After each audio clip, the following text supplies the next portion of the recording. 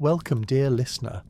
Tonight we will travel to ancient Japan, to the land of the samurai, trade the blue glow of a lock screen for the warm hush of a paper lantern, and step with me onto tatami that smells faintly of straw and sun. A kettle ticks at the simmer like a tiny drummer with excellent manners. What does it truly take to cross that threshold and become a samurai? Where does training begin? In the wrist or in the breath? On the practice yard or in the kitchen where news arrives first? If this cozy story helps you drift off, please subscribe, tap like and leave a gentle comment. Your support keeps the journey continues. Are you ready to let the day loosen its grip and learn how steadiness is made, one gentle step at a time? You know that feeling when a job description reads like a treasure map? All shining promises and small print you only notice after the third cup of tea? Tonight, imagine a different posting, not a blinking link, but a quiet sheet of paper brushed with ink. A shoji screen glows with dawn. Tatami mats breathe out straw and sun-warmed dust. Somewhere a kettle taps at a simmer, like a polite drummer who knows the song by heart. The door of a life is sliding open. On the other side waits the long, deliberate path toward becoming a samurai. Before we step across, let us name the path without rushing it. Samurai can be read as attendant or servant in an older turn of speech, but not the errand kind.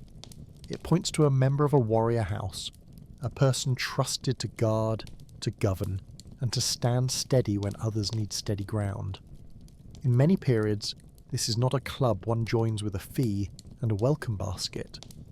It is a station braided into family lines, affirmed by ceremony, and lived out in daily service. Yet doors open in more than one way. Adoption draws promising youths into households. Merit in arms or administration lifts a capable hand into a retinue. A letter written with clarity walks farther than a person on a muddy road. The gatekeeper is honour, and it opens for those who carry themselves like they will not drop it. Picture a child in such a house, not yet tall enough to see over the stable door without a hop. Sandals wait by the step, straw soles warming in a wedge of light. A robe ties snug, the knot learned yesterday and mastered today. A low bowl of rice warms two hands. On the alcove shelf rests a lacquered helmet, metal gloss to a soft moon. Beside it a wooden practice sword leans with patient confidence. The child is not thinking about destiny. The child is thinking about whether the morning brings archery or brushwork, and whether sweet bean cakes might, through sheer optimism, arrive earlier than planned. Optimism is a training drill no one minds repeating. To become a samurai is to belong to a household before you belong to the stories told about it. A house is more than walls. It is the old pine by the gate that has heard every secret twice. It is courtyard stones worn smooth by sandals and rain. It is the smell of oiled leather, cut bamboo, and steam rising from a pot of barley and greens. It is people laced together by promises. There is a lord or lady who bears the house's name like a lantern. There are senior retainers who carry memory as steadily as they carry keys. There are stewards who read ledgers the way a healer reads a wrist pulse. There are cooks whose knives move with discipline any fencer would praise. There are children bowing to a teacher who bows back with a half-smile that says, "Yes, you will learn to hold your spine like a pillar and your breath like a small lantern that never goes dark." The learning begins where mornings begin, with posture, with how to bow, not as an empty dip, but as a way of saying you know you are part of something larger than your outline. With how to sit, knees folding onto tatami, hands set like calm birds on the thighs, with how to rise without rocking like a skiff, with how to wrap a belt smooth as a riverstone.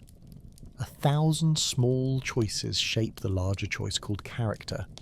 If you've ever made your bed and found the rest of the day slightly kinder, you already know this tune. The melody is ordinary, which is why it works. Glamour takes a holiday. Habit stays and pays the bills. Names matter. A child may carry a name as quick and affectionate as spring rain. Later, in a ceremony that is part pledge and part doorway, that child receives an adult name. In many times, the day of coming of age arrives with new clothes, a new hairstyle, and the first right to wear a sword. The room smells of cedar chests and fresh ink. Elders speak words measured like tea. The The young person answers clearly and feels the old name fly from the shoulders like a cloak folded away for travel. Listen for the two kinds of silence after the last bow. One is the quiet of ordinary life returning. The other is the quiet of a road appearing where there was not a road before. What does it take to be welcomed on that road? Yes, skill, but skill learned the way bread rises. Slow and steady, not like fireworks. Yes, loyalty, but loyalty practiced in the laundry of details where real loyalty lives. Yes, courage, but courage that looks a lot like courtesy when seen up close. Ideals are taught in households and schools, sometimes spoken in lists, more often carried in example. Be steady, keep your word, protect those who rely on you. Temper sharpness with kindness. There are stern notes in that song, there are gentler ones too. A dry humour appears, the kind that keeps people from taking themselves too seriously while taking their duties seriously indeed. If modern life had a loading bar for patience, this is the chapter where it finally ticks above 90%. Paths differ by era and province. In some seasons of history one must be born to the station, in others doors widen a little. A farmer with uncommon skill may be raised into service. A clerk with a good head for numbers may be adopted. For a house needs steady hands around account books as much as steady hands on reins. Promising youths are placed with teachers who teach not only how to stand and how to strike, but how to read, reason, and write a letter that carries respect in every line. The path is not a ladder. It is a garden of stepping stones, each set firm. You look down, you place your foot, you look up, you keep going. There is a quiet joke here that everyone knows. The stones do not move, but somehow you do. The texture of life is a teacher who never tires. The smell of the dojo after rain. Woolen socks set to dry near the brazier. The whistle of a bamboo sword through late sun made visible by dust. The thump of a straw target earning its keep. The weight of a practice spear balanced against the palm. The wood speaking and small vibrations you learn to hear. The clean lines of a brush making the character for river, with a pressure your teacher can diagnose from across the room. The cool touch of a ledger's paper in winter, when numbers ask for warming fingers. In all of it, care wears many uniforms. Care for tools, care for people, care for promises. If a promise is a rope, daily care is how you braid it strong enough to pull. Beyond the gate, the world has its weather. A samurai belongs to a house to a domain to a higher order. Paper screens are thin, yet they hold stories like bowls hold water. News arrives in the kitchen as often as it arrives in the great hall. Trade routes change, harvests tip toward plenty or worry. When a messenger ties his horse and walks to the door, the sound of sandals on the stone threshold is punctuation. You do not know the sentence yet. You stand ready to read it. Readiness is a habit long before it is an event. If you are sleepy or ready, you are learning correctly. This path is built of repetition, and repetition is restful. Imagine polishing a helmet crest until the lacquer shows the shadow of your hand. Imagine folding a robe with the straightness a carpenter would admire. Imagine cleaning a blade with clove-scented oil until the scent becomes the smell of focus itself. Imagine the teacher's sleeve whispering as he turns to watch you take your stance. There is a joke tucked into all of this that makes the cook smile. If you do any task with full attention, even sweeping the courtyard feels like a victory lap. The broom nods, which is impressive for a broom. For those not born within inner rooms, there are bridges to cross. A village master who once served can present a promising student to a retainer who knows a steward who can carry a word to the main house. A recommendation walks on legs of ink. Service begins with small tasks. Guard the gate 3 nights running and speak only to those who must pass. Copy ledgers without error until your shoulders complain, then rest them well so they complain less tomorrow. Ride with grain wagons along the river road and learn the names of bridge keepers.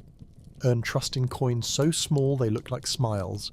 By the time someone calls you dependable, you already are. If you are the child of the house, the view differs, but the climb feels the same. You learn to offer a cup with 2 hands. You learn that news arrives first to the kitchen, then to the hall, then to the formal room, which is another way of saying listen before you step forward. You learn to read books and people not to use against them, but to help them hold their place in the day. You learn that the sword in the corner is a last resort and that the right word can end a storm before it begins. Victory does not always look like a banner. Often it looks like a village waking to a normal morning. There is a place where ceremonial things are kept. A chest holds a formal robe, dark as a pond at night. A stand holds a pair of swords, long and short, symbols of rank in many times. A narrow shelf holds a carved seal. These are tools, and they are reminders. Tools ask to be used well. Reminders ask to be remembered when decision knocks. Becoming a samurai is not an instant. It is a conversation with these objects over years about what you can be trusted to carry. The objects do not speak, but they do not forget either. A day comes when a young person stands in that room and hears the names of ancestors spoken, the name of the house spoken, and the new adult name spoken again until it fits. There is a bow, there is a feeling of standing on river stones and knowing the water will tilt and push and you will keep your feet anyway. There is the first time the scabbard sits at the hip, not for play but for duty. The room smells of smoke, ink, and clean fabric. Elders nod the way pine trees nod when the wind chooses a direction and keeps it. What does it take to come this far? It takes practice in being corrected without shrinking. It takes the patient art of correcting yourself before anyone needs to ask. It takes apologies offered like gifts, promptly and without drama. It takes learning to carry quiet authority so lightly it does not bruise anyone when it rests. The romantic tale says the sword makes the samurai. Real days say stewardship does. Stewardship of tools, of tasks, of tempers, of time. Anyone can be sharp for an hour. It takes a whole house to be steady for a lifetime. Humour walks beside you wearing Bantu soft shoes. You bow too low and nearly greet the low table with your forehead, and your teacher rescues the teacup with 2 fingers and a look that is stern only on the surface. You discover that a good knot in a sandal thong is the best friend a long walk ever had, an acceptable substitute for a pep talk. You learn that the stable master's finest lessons arrive as silence until you notice the saddle you set was a thumb's width off from square. Smiles become part of your kit. They weigh nothing and they mend much. Call it an apprenticeship if that helps sleep arrive. The house shapes you as much as you shape your skills. The gate teaches you to look out and in. The tatami teaches you to move with care. The inkstone teaches you to grind patience into ink and then write a single line with it. The armour teaches you about weight and the body's ways of carrying weight without complaint. The bow teaches you that aiming is a conversation with breath. The spear teaches you that distance is a decision, not only a measurement. The sword teaches that sharpness is best kept sheathed and less needed. The brush teaches that form and feeling can agree. Sometimes there are journeys. A young retainer travels with a senior along a road lined with cryptomeria trees. Cartwheels click over stones. Inns offer steam rising from basins and straw pillows that exhale kindly every time you lie down. You learn the names of hills and which ones wear clouds early and which ones never do. You learn the gossip of ferrymen, which is a mixture of news, weather, and boating advice. You learn that a good map is very close to a good poem, both drawn in lines that promise a shape to the world. If a poem ever gets you unlost, you send it a silent bow. Back home, the seasons rehearse you. Winter makes the breath visible, which means you can see when your breath is too fast. Spring turns the yard to new grass and mud, which means you learn to clean boots before the mud becomes hieroglyphs on the floor. Summer asks for shade and pacing, so heat becomes a partner rather than an opponent. Autumn sharpens timing because harvest and decision both ripen during small windows that do not reopen if missed. The seasons are patient instructors. They repeat the lesson until you nod. What about reading and writing? They are not decorations. They are tools as necessary as reins. Letters must be composed to soothe, to inform, to direct, to thank. A sloppy character can warp a meaning, and a warped meaning can warp a day. You copy poems that carry weather inside their lines. You study histories where choices echo across valleys. You learn arithmetic that turns sacks of rice and cords of wood into dependable figures. You are given a brush for daily hand and another for formal documents, and you keep both with the same respect you give to a blade. Ink dries to a matte calm. The paper smells faintly of straw and fibre and purpose. Etiquette is the martial art of everyday life. How to enter a room without announcing your inventory of limbs. How to kneel without thumping. How to set chopsticks down like a promise kept. How to listen until the other person finishes, and only then offer your thought, as carefully as you would offer a blade for inspection. You learn ranks and titles and the small ways of respect that keep busy days from knocking shoulders. The bow you give to a cook is sincere. The bow you give to a lord is precise. Both say the same thing. I see you, and I carry myself in a way that does no harm. Chores do their part in shaping worth. Armour must be checked. Lacquer hides hairline cracks until the light finds them. Leather dries if ignored. Silk cords fray if taken for granted. You oil a blade with a cloth that lives in a small box scented with clove and pine. You clean a scabbard so the drawer will not snag at the one moment it must not. You take pride in a clean knot. You develop a fondness for a whetstone that feels like an old friend at the sink. The blacksmith shop becomes part of your education even if you never lift a hammer there. Heat, rhythm, patience, the music of work, all of it shapes the same person the dojo is shaping. A good day often ends with tools put away so neatly they could be a poem about rest. The role of women in samurai households threads through these rooms as well. In many regions and times, women train with the naginata, so the home has ready hands if men are away. They keep ledgers, run estates, welcome guests, and write letters that carry the family's voice with clarity and grace. They teach children to bow and to read, two arts that keep trouble from having too much to do. When a girl sets down a practice blade and picks up a brush to copy a poem about spring, she is not stepping away from the path. She is walking it by another door. A house with many doors is a house that sleeps well. Examination arrives in small ways rather than grand ones. A teacher says, "Show me your first form as if I have never seen you." You bow as if you have never bowed. You step and cut through the air as if the air had politely requested a demonstration. Another teacher asks for a poem with the character for wind that reads like wind. A steward hands you a ledger and asks you to find an error without pointing toward it. A senior retainer brings you to greet a visitor and watches whether you remember names and shape your sentences to fit the moment. The whole life is a test that hopes you pass. It hopes you pass so quietly that the house notices only that everything works. Mentors and students turn the path into a road with companions. Older students mind the younger ones. Younger ones remind the older what beginner's mind feels like, all elbows and wonder. You carry water, then you teach someone to carry water without sloshing. You receive a blade with both hands, then you show someone the same two-hand respect. You learn a secret of horse tack and share it without turning knowledge into a badge. Generosity is the opposite of hoarding, and everyone sleeps better when it wins. On days when doubt appears, it arrives shyly, as if worried it will interrupt tea. You wonder whether you will ever ride as lightly as the senior who seems to float above the saddle. You wonder whether your wrist will learn the chord that lets a blade sing without forcing the song. You wonder whether you will write a letter that an elder does not gently return with one small mark where the tone bent too sharp. Doubt visits politely. You host it briefly and then walk it to the gate before supper. It leaves a note saying, "See you tomorrow." Your practice replies, "Certainly," and brings a broom. So what exactly does it take? The house will say it takes attention. Attention to people before tasks, and to tasks before pride. It takes patience that can sit with boredom and find in it the rhythm of mastery. It takes kindness that does not wait for permission. It takes the courage to own mistakes so quickly they do not get the chance to own you. It takes the strength to be gentle, and the discipline to be ordinary on purpose, since ordinary done well is what keeps households together. The great drumbeats of legend are rare. The quiet drum of daily competence is constant. That is what lulls a village into peaceful sleep. Night returns to the opening room. The shoji glows again, this time with lamplight.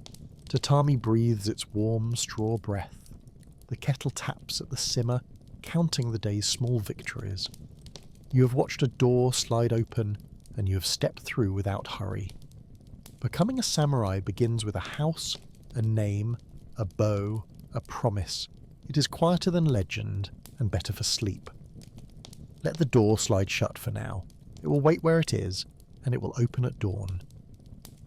If part 1 is the door opening, part 2 is the long hallway that seems to stretch past the end of the day yet never quite bores you. Dawn lays a grey ribbon on the dojo floorboards. Outside, rain tickles the eaves with a steady patience. Inside, the air smells of cedar, brushed straw, and the clean hint of sweat scrubbed away. Bokken hang on pegs like sleeping cranes. Bows lean in stands like tall animals at rest. Straw targets wait with the dignity of old friends. Somewhere in the yard, a horse snorts, reminding you that the world is larger than this room, and that a good saddle is a strict but fair teacher. Training. The body begins with learning to stand. It sounds like a thing you already know. The teachers nod and ask you to learn it again. Feet rooted, knees easy, spine long, shoulders quiet, tension soft yet awake.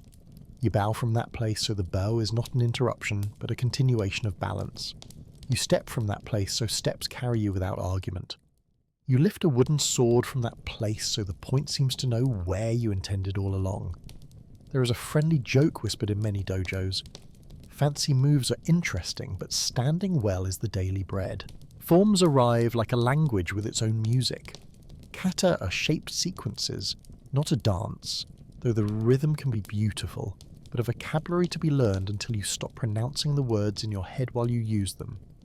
You practice cutting the air with wooden edge, and the air offers you more practice in return. The teacher adjusts a wrist by a finger's width, and the cut changes from loud to clean. Repetition turns into an animal you walk every day. It is friendly and strong, and it walks you in return. Sometimes the form feels impossible, as if your bones need subtitles. Other mornings your breath and your feet sign a truce and move together. The trick is to show up so often that hard mornings and easy mornings begin to resemble each other. Swordwork teaches manners disguised as geometry. Grip without strangling, raise without posing, cut through without dragging. Return to readiness as if that were the best part. The wooden blade whistles, the sound shaped by your timing. Partners meet with bows longer than usual because partnership with wood asks for courtesy as sharp as steel. The spirit rises without shouting, a focus, like kick a candle's small core. You learn that strength is quiet when it is sure of itself. Archery adds its own chapter, long and tall. The bow rises above the head, the grip sitting below centre with old logic woven in. The draw is smooth and silent, a conversation between back and breath. Your teacher says to look at the target the way you look at a horizon, when the sea is calm. The release is not a pluck. It is a letting go that echoes through the arm and out into the yard where the arrow hums. The straw target receives the lesson and says nothing, which is exactly what you came for. On some days you feel like a cloud pretending to be a person. The bow does not mind. It teaches you to let the weather pass through without turning you into thunder. When an arrow lands true, the sound is a soft thid that feels like a nod. Horses teach lessons that stick to the soul. You mount with grace instead of scramble. You learn that reins are not handles, and a horse can feel a fly, which means it can feel the softness of your fingers. Balance learns to be a moving thing. The saddle is a small boat, and you are learning the river that runs beneath it. Later, perhaps much later, you draw a bow while riding and discover that concentration can be a bridge spanning two moving shores. The stable smells of hay, leather, and the warm sweetness that makes cold mornings feel friendly. The stable master gives you a look that says you have learned something real when you put every strap back where it belongs without anyone asking. Spears and staves are long teachers with honest eyes. They are strict about distance. You keep that distance like a boundary you draw on the ground with a stick that refuses to be rubbed away by error. Your hands slide along the shaft as if reading a line of text. You pivot without hurry. You set the butt of the spear and feel the floor answer. With partners, both of you bow a little lower, because long wood can write mistakes across shins. The marks you take home are maps of humility. You rub them with a salve that smells of herbs and patience. Unarmed arts fill the spaces where steel and wood rest. You learn to fall in ways that do not argue with the ground. You learn to escape grips without holding your breath as if breath were a coin to be saved. You learn to guide joints with the same humility you use to tie knots. You learn to stop when stopping is the real skill being tested. After a class, you walk home feeling taller, not because you grew, but because your bones remember where they belong. Breath is a quiet instructor who insists on being noticed. Morning begins with sitting still, not a public show, just a small sweep of the mind before the day tracks footprints across it. You sit the way a mountain sits, which is to say you let gravity do most of the work. Breath makes a small circle inside the ribs. Thoughts wander past like neighbours on their errands. You greet them and you do not follow them. When a bell sounds, or when enough dawn has passed to feel like a bell, You rise and find that the edges of the day have softened. What comes next slides into that softness and loses its appetite for hurry. The mind trains beside the body, not behind it. You copy poems until the brush begins to dream in the right direction on its own. You read histories that lay out choices like stones across a stream.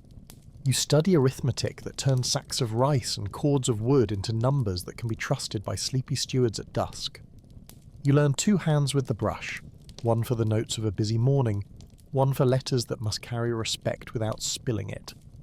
Tea practice appears in some houses, a ceremony of attention that uses hot water and finely ground leaves to teach consistency and grace under pressure. The whisk hums and the pulse hums back.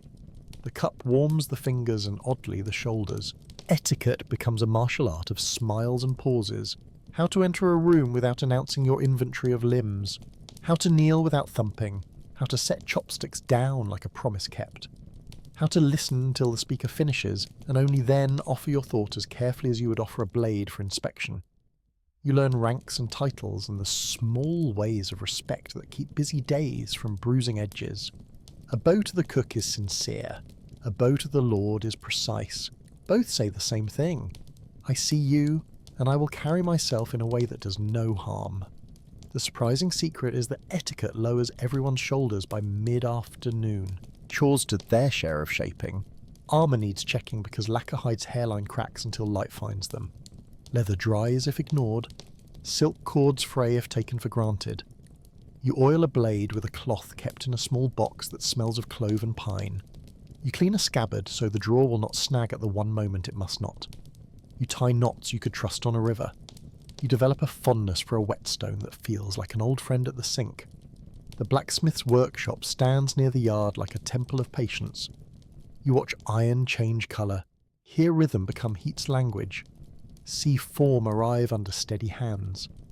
Even if you never swing a hammer, the lesson walks with you. Heat, timing and calm make strength. Women move through this world as students and teachers both. In many regions and times, women train with the naginata, so the home holds ready hands when men are away. They keep ledgers and estates in order, receive guests with courtesy that is its own armour, and write letters that carry the family's voice clearly across distance. They teach children to bow and to read, 2 arts that keep trouble from getting too much work. When a girl exchanges a practice blade for a brush to copy a poem about spring, she is not stepping off the path, she is walking it by another door. A house with many doors is a house that sleeps well. Season by season the training deepens. Winter makes breath visible, which means you can see when it is too fast. Cold air sharpens sound, so the whistle of a cut tells the truth. Spring makes every practice yard smell of new grass and wet earth. Mud paints lessons on boots that you must erase before they become hieroglyphs on the floor. Summer asks for shade and pacing. Heat is not an enemy to be beaten, but a companion to be respected. Autumn teaches timing, because harvest and decision both ripen during short windows that do not reopen if missed. The seasons repeat themselves without hurry. They make sure you heard. Examinations exist, though not always with desks and papers. A teacher says, "Show me the first form as if I've never met you." You bow as if it were your first bow. You step and cut through the air as if the air had politely requested a demonstration. Another teacher asks for a poem using the character for wind that reads like wind. A steward places a ledger on the mat and asks you to find an error without telling you where to look. A senior retainer brings you to greet a visitor and watches whether you remember names and measure your sentences to fit the moment. The whole life is a test that hopes you pass. It hopes you pass so quietly the house notices only that everything works. Mentorship keeps the hallway from feeling lonely. Older students mind the younger. Younger ones remind the older how an elbow once felt like an instrument tuned to the wrong key. You carry water, then you teach someone to carry water without sloshing. You receive a blade with both hands, then you show someone that same 2-hand respect. You learn a secret of horse tack and share it without turning knowledge into a badge. The sharing grows you and protects the household. Generosity is the opposite of hoarding, and everyone sleeps better when it wins. Meals hold their own classes. Food after practice tastes like the best thing ever invented, and then next week the same thing happens again. A A bowl of rice and a side of pickles eaten. When your hands are still humming can feel like a feast worth a poem. Soup lifts steam into a lacquer bowl and teaches the lesson about not rushing hot things. You thank the cook by name. The cook nods with a pride that carries the whole house for an hour. You learn that a meal is not only fuel, it is a tune the household hums together, and good harmony makes even long days seem shorter. On days when doubt arrives, it comes politely, like a neighbour with a question. You wonder whether you will ever ride as smoothly as the senior who seems to float above the saddle. You wonder whether your wrist will learn the chord that lets a blade sing without your forcing the song. You wonder whether you will write a letter that an elder does not gently return with a small mark where the tone bent too sharp. Doubt visits and takes a seat on the low bench. You offer it tea and then, before supper, you ask it to leave. It leaves a note that says, "See you tomorrow." Your practice replies, of course, and sweeps the walkway. What does a day look like when training has become the shape of your life? You rise before the house fully stirs. The sky is the colour of ashes rinsed with water. You sweep the walkway because every step is better on a clean path. You stretch in the yard and listen to joints hold a friendly conversation with morning. You sit a short while, polishing a small inner mirror with breath.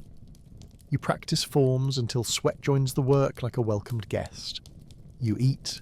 You copy a page carefully enough that the brush makes its soft music and the ink chooses the paper gently. You visit the stables. You oil what needs oil. You check knots. You teach a younger student and discover that explaining a stance teaches you more than taking it. You bow to the dojo again in the evening. A small thanks for holding the day's steps. You sleep and the work sleeps with you. There are journeys folded into the routine. You travel with a senior along a road lined with cryptomeria trees. Cartwheels click over stones.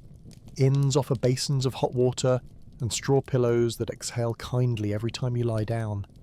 You learn hills by their moods, which ones wear clouds early and which ones never do. Ferrymen share news with the rhythm of river current. A good map reveals itself as a cousin to a good poem. Both draw wise lines that promise a shape to the world. You send thanks in your head toward the person who taught you to fold a cloak so it never leaks rain down your neck. The dojo keeps its promise. It is a room, but also a vow stitched into wooden rope. The vow is simple. If you return, you will meet yourself again. You will see which parts of you are true and which parts are habit arranged into a convincing shape. You will move until even your resting feels steadier, as if the floor and your bones decided to be friends. You will learn to carry yourself in a way that reassures the people around you. That reassurance is a kind of armour more comfortable than iron. Sometimes rivalry arrives and tries to set up a stage. Friends nudge you back toward the quiet lane. The game is not winning against each other. The game is winning the day together, so the household rests easier at night. You learn to applaud someone else's clean cut and to let their success tug you toward your own without sourness. You learn that praise can be given like cool water. It costs little and keeps the room alive. Challenging days appear because all days are honest. You bow and begin anyway. Your hands feel like winter mitts. Your knees opinionate. Your arrow decides it prefers the edge of the target to the middle. Even then, courtesy toward yourself becomes the secret bridge. You lighten the grip by a whisper. You release a breath you did not know you were holding. You land one true cut and smile to yourself as if the day had told a joke only you could hear. That single clean line is enough. The rest of the day leans forward to meet it. Teachers change as you grow. A stern instructor reveals a soft heart during a festival when he helps a child tie a sash and pretends no one saw. A gentle instructor turns serious to save you from a habit that would have cost you later.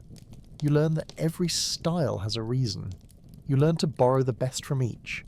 Over time, your practice becomes a house of many rooms that still feels like one home. Visitors recognize the welcome even as they notice the differences. The village watches in its own quiet way. Children imitate bows with exact seriousness, which is the funniest and bravest thing children do. Elders greet you by name and have opinions about your posture, which they offer in tones that are somehow both teasing and proud. Merchants tell you what the road said to them last week. A farmer hands you a pear and says it tastes of the river this year. You learn that news travels on the same feet as kindness. Late evenings find you with a cloth in your hand, putting tools to sleep. The blade's last film of oil catches lamplight in a silver breath. The scabbards inside feel smooth under a careful rag. The bowstring hums once in approval. Armour creaks as straps relax. You set everything in order, and your thoughts fall in line in sympathy. A good night is measured in how many small things do not ask for you at 3 a.m.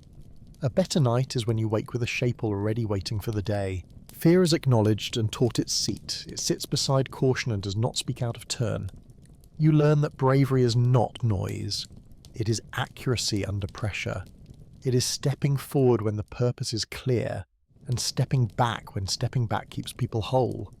You practice the calm face not as a disguise, but as a light inside that meets other people and helps them stand. You begin to sense the weave of all the strands.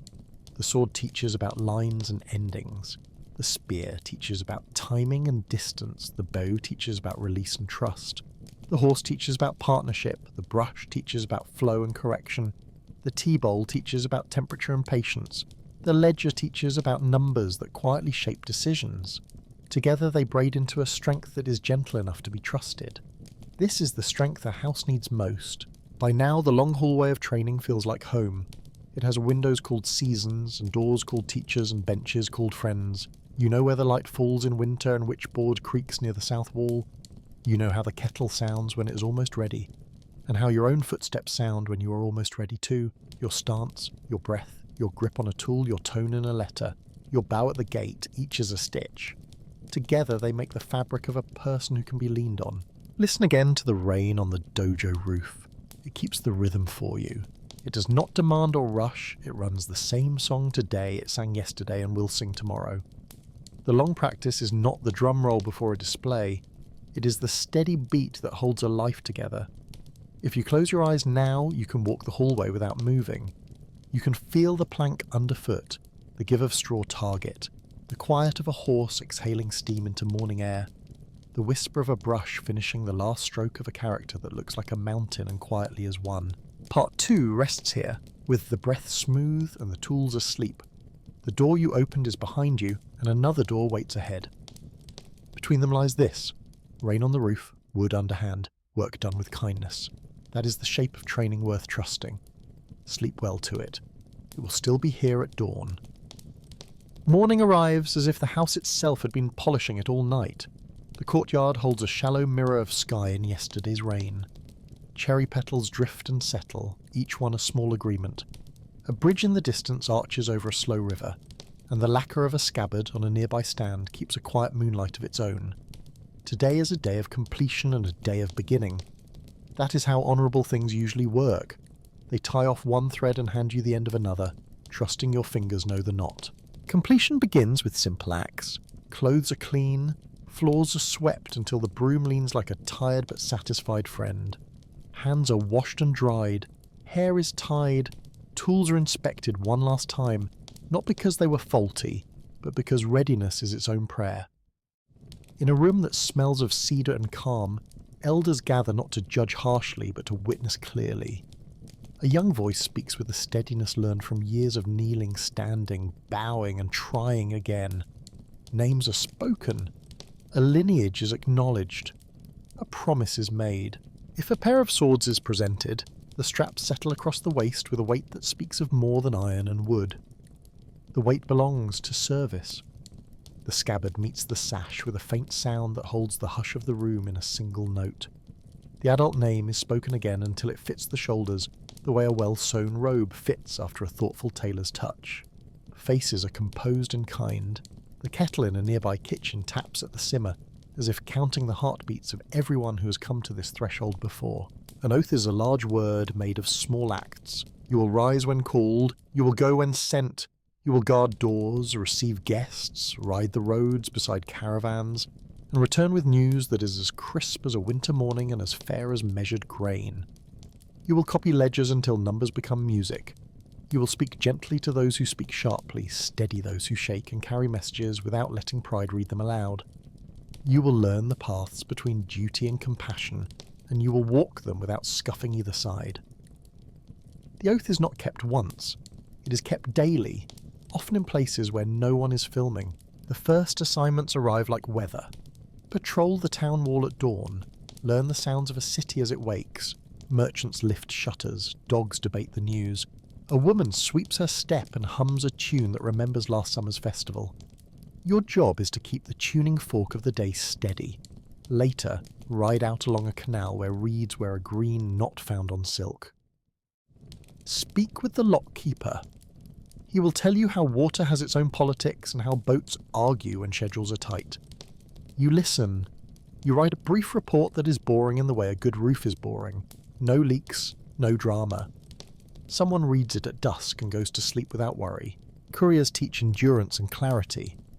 You carry letters whose seals hold more than wax. You learn routes with milestones and routes made of faces. You learn the kindness of an innkeeper who keeps hot water ready for riders.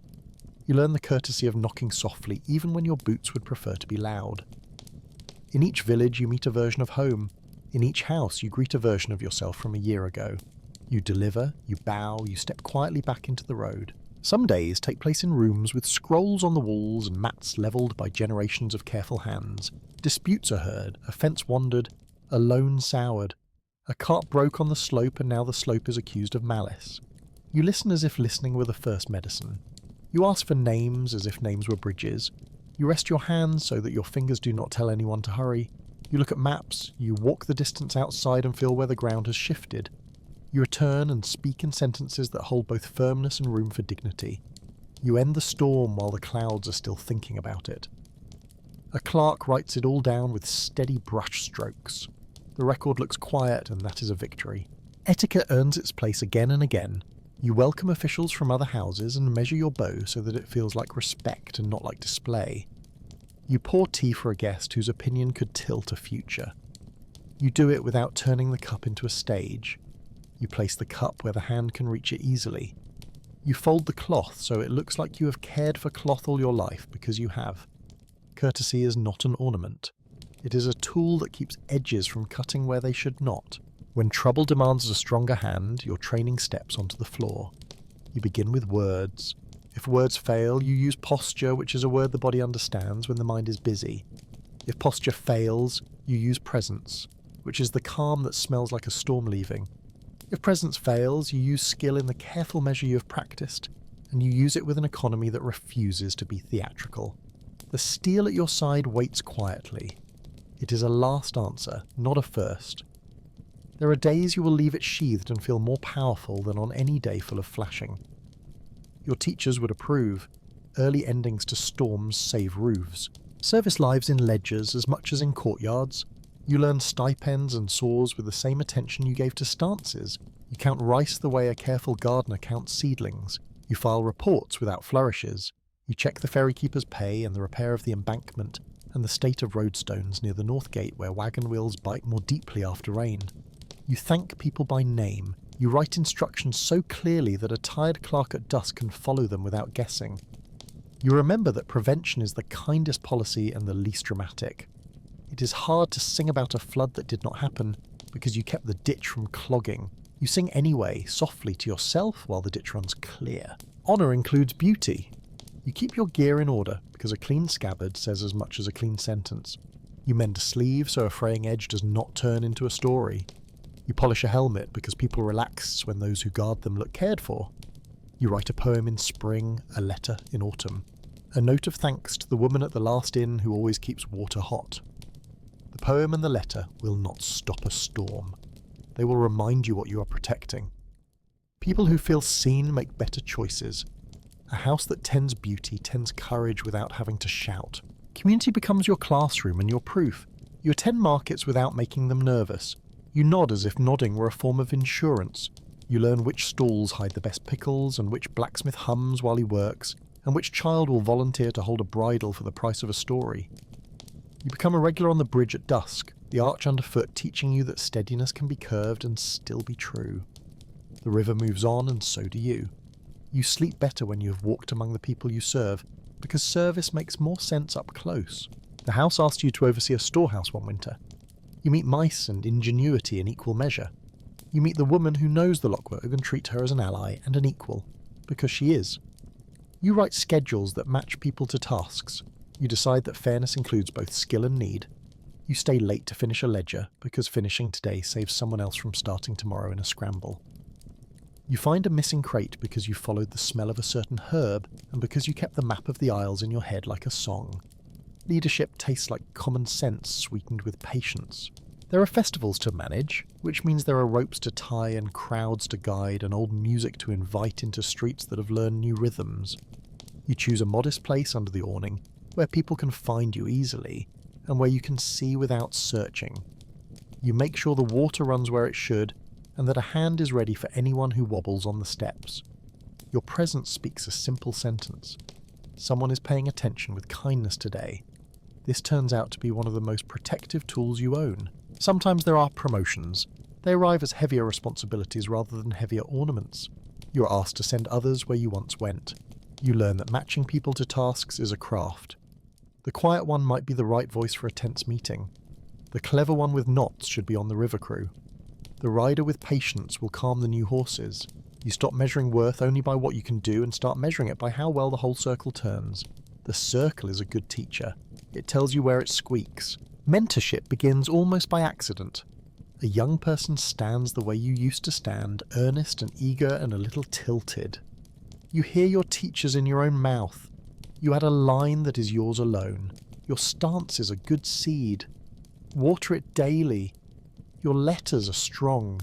Slow the last stroke the way a stream slows before a bend. You teach that skill without kindness is a room with no windows. You teach that kindness without skill is a window with no room. Together they make a place where people want to breathe. The code people speak of will follow you around like a polite shadow. In some eras, listeners hear loyalty most clearly. In others, they hear learning. In others still, they hear public service and order. You treat the code as a set of lights rather than a cage. Ideals are guides. People are complicated. You learn to avoid slogans in favour of steadiness. You practice patience the way a musician practices scales. You keep courtesy in your pocket like a talisman. You let courage look like looking after others when looking after yourself would be easier. You leave room for humour because humour leaves room for people.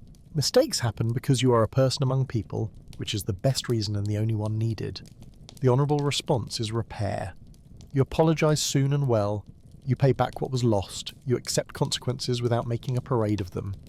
You change your practice so the error cannot breathe the same air again. You do not turn one wrong into two in defence of pride. You remember that responsibility is for the health of the whole house, not for the drama of a single moment. Even here, gentleness appears. A word spoken kindly saves a life later. A policy written clearly saves 10. The seasons mark your progress better than medals. In spring you ride out on a road that smells of wet earth and plum. You notice you're quicker to see where the ditches need clearing. In summer you plan patrol routes with shade in mind and carry extra water as if foresight were a kind of grace. In autumn you check bridges that drink too much river. You make notes as the leaves fall, letting the notes be leaves you can lift later. In winter you learn the taste of wind and the value of stories told around a brazier. Stories that hold people in the same way blankets do. Your oath is not louder in one season than another. It is simply plainer to the eye in some lights. There are nights when fear shares the room. You acknowledge it and offer it a seat. It sits beside caution and does not speak out of turn, and you learn that bravery is not noise, it is accuracy under pressure. It is stepping forward when purpose is clear and stepping back when stepping back keeps people whole. You practice the calm face not as a mask, as a light inside that meets other people and helps them stand. Across months and years you begin to sense the weave. The sword taught clear lines and sure endings. The spear taught timing and the generous distance that keeps both people honest. The bow taught release and trust. The horse taught partnership and the conversation of weight. The brush taught flow and correction without fuss. The tea bowl taught temperature and the right pace for grace. The ledger taught numbers that carry decisions in their quiet backs. Together they braid into a strength people can lean on without bruising. That is the strength a house needs most. Your work shifts from proving yourself to making sure others can do their work well. You learn to ask better questions. What do you need to feel ready? What small thing is in your way?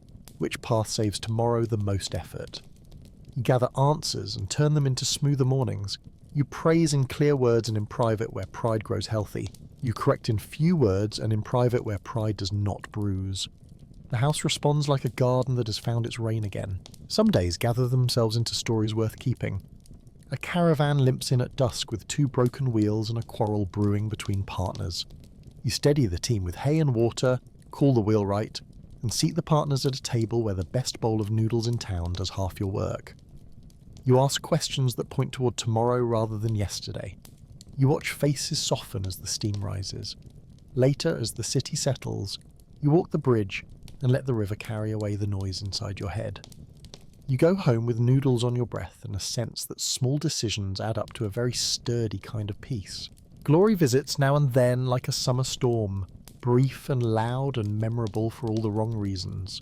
You're glad when the roof holds. You keep checking roofs by habit. You patch leaks when you find them. You measure your worth in dry rooms and restful sleep, not in tales that need a drum. If a tale must be told, let it be about the time you turned anger toward agreement or the morning you returned a lost child to a parent and stayed only long enough to see relief pour through the doorway like a tide. Let it be about the letter you wrote that spared a village a quarrel by choosing the right verb. Quiet victories make the best pillows. Years pass, your armour fits the way a tool fits a hand that has shaped it and been shaped in return. Your swords feel lighter, not because they have changed, but because you have. The horse meets your gaze with an ease that is almost comical. You know the stable cat and its opinions about rain. The children of the house grow, and one of them bows with a new steadiness that looks familiar. The season's round again. The cherry tree keeps dropping yes after yes. The bridge keeps being excellent at being a bridge. The scabbard keeps its moonlight and shines when asked. You begin to leave notes for those who will follow. Advice that sounds like recipes. Sweep early, label everything, tie knots you would trust in a river, write names correctly, learn the moods of roads, carry more water than you think you need, thank people by name, explain decisions without turning the explanation into a speech, invite disagreement in time to fix things, accept praise as if it were tea, warmly, briefly, and with a nod. Take your rest before your kindness frays. Teaching turns out to be a mirror with a generous light. A student asks why a stance should be this wide and not wider. You explain the lines of balance across the board, the way a gust moves through sleeves, the way the hip allows or denies a step. You demonstrate, they try.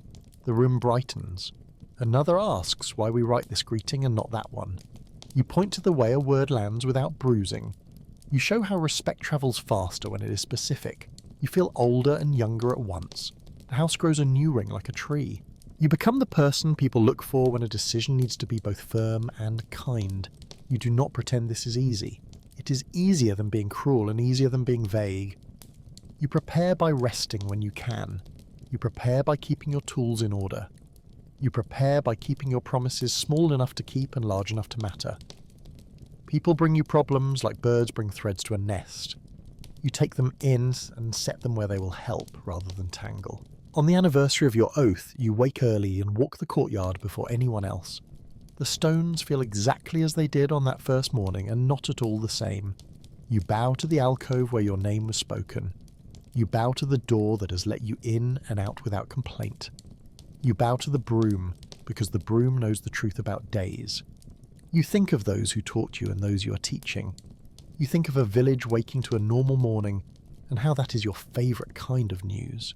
You take out your gear and touch each piece as if greeting an old friend. The cloth finds the curve of the blade without looking. The oil breathes its gentle scent. The scabbard smiles its small, quiet smile. The bowstring hums. The straps of armour flex and relax like shoulders starting a day. You set everything in its place and feel yourself fall into place beside it. The calm that follows is not empty. It is full of readiness that does not need to speak. By now you know that honour is not an ending. It is a path maintained. It is daily polishing and daily mercy. It is a strong back turned into a strong seat, turned into a strong word at the right time. It is finishing what you start and starting what needs to be started, even when it was not yours by strict assignment. It is making the small world near you better, until the larger world notices without your having to wave. It is choosing the quiet power of reliability over the bright flare of self-display. When night arrives, the house grows smaller in the good way houses do. Doors pull their light to close. The kitchen's last fire rests. red as coals on a winter orchard. The courtyard becomes its evening lake again. You step outside and the bridge glows a little under the moon, as if it too were remembering its first day of work. Somewhere a stable door settles and a horse dreams. Somewhere a clerk lays down a brush that made 100 decisions gentler today. The scabbard on its stand catches the smallest light and keeps it as if to tell you it will be here when you awake. Before sleep you give thanks for a handful of things you once lacked. The spine that learned to carry a weight without complaint. The hands that learned what to hold and what to let go. The feet that learned paths by listening. The voice that learned to be firm without becoming stone. The eyes that learned to see what a day truly asks. Gratitude loosens a knot in your chest you did not know you had tied. If the world were to write a report on you, it would be short and good. Doors open and close at the right hours. Roads are watched. The ferry runs on time. The storehouse keeps its promises. Disputes shrink rather than swell. A child in a square practices a bow with alarming seriousness. A baker ignores rain and keeps the proofing fire right. The village spends more nights telling stories about weather than about trouble. That is your legacy.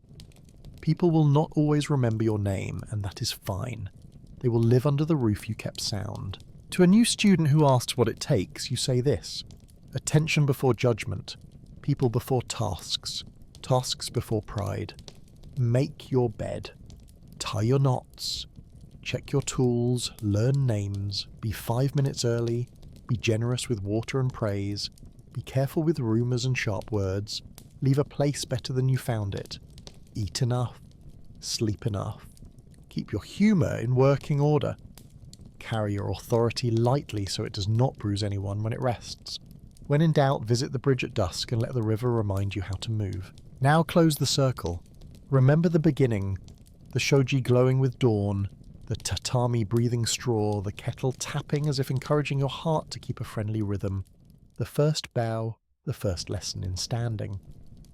Then let your mind move to the long practice, rain on the dojo roof, the arrow's soft hiss, the stable's hay and leather, the brush finishing the last stroke of a character shaped like a mountain. Finally return to this evening's room, petals settling, the bridge holding its arc, the lacquer glow. Becoming an honourable samurai is not a switch to flip. It is a way to walk until the walking itself is the proof. May your sleep take on that steadiness now. May your breath be the river. May your dreams cross the bridge with soft steps and find you on the other side, already ready for morning. And so, our journey for tonight comes to a quiet close. The story lingers, like the last glow of candlelight, as you drift further into rest. If these gentle wanderings bring you peace, I invite you to like and subscribe so that whenever you wish, you may return and we can travel together once more. For now, dear listener, may your dreams be kind and your night be restful. Until next time.